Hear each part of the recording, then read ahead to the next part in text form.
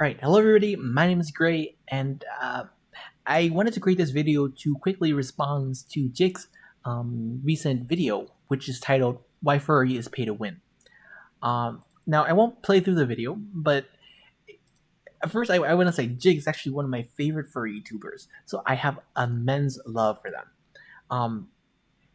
But I don't quite agree with the message that they were saying here. So to summarize, right, their message is really about that the furry fandom is pay to win because, in the sense that if you pay more money towards it, you get more enjoyment out of the fandom.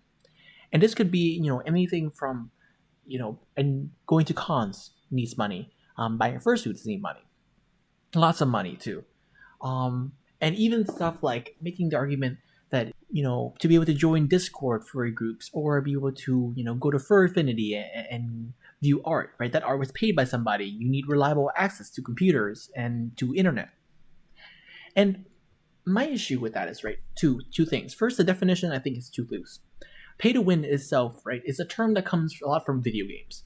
And if you look it up, right, pay to win is the idea that, for a game to be considered pay to win, you must have some kind of inequality between players that, don't pay anything and players that pay money. And there's this idea that, okay, players that pay a lot of money has a very big advantage over players that are free to play. And they almost in a way that diminishes the enjoyment of the free to, players who don't pay any money. And I would argue, right, going back, the furry fandom is not like that at all.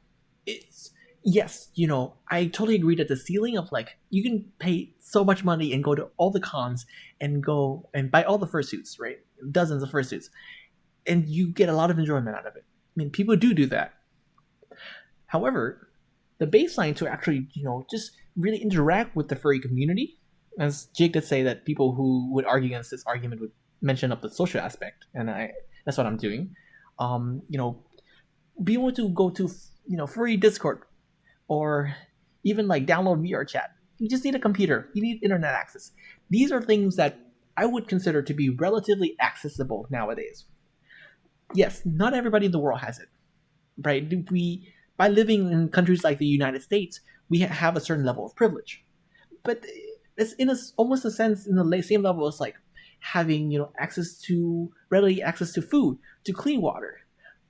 Yes, technically those are privileges, but you can't use that as a basis to say that the furry fandom, right, a very specific thing, is pay to win. In my opinion, right, the better way to approach this is to think that, well, actually, furries who consider themselves to be furry and they don't pay any money, really, say outside of electricity and internet access, to be a part of the fandom, they can still get a ton of enjoyment out of it, right?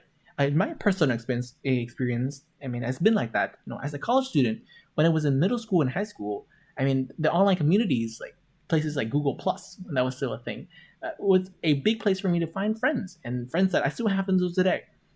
So I think for me, right, I was able to enjoy being a furry without having really need to pay much money or at all. And even if you pay money, right, you can pay relatively little.